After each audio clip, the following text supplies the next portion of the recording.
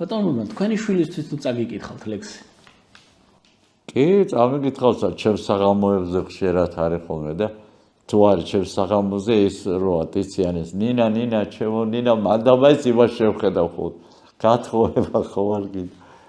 ნინა, ჩემო ნინა, გათხოვება ხო არ გინდა. გათხოვება რომ მინდოდეს, შენი კითხვა მე რა მინდა. რა ვიცი, იცი ყოველთვის უნდა ნახო იმ წამიერი გამღიზიანებელი რა არის. ერთი არის შენ რო გაქვთ უკვე ეს რატო ამბობ ამლებ. და მეორეა იქ რა ხდება იმ წამს. იმიტომ ამიატაკზე ხო ეროსის დადიოდა და მეც ამ სცენაზე ვდგა. ერთი წამი უნდა დაიჭირო. რამაზისთან ერთად ახარ თამაშობდი და მეც ახლას ღმერთო დილის ვინჩი და ვიტყვი ვერე ლექს. უფრო სწორი იქნები.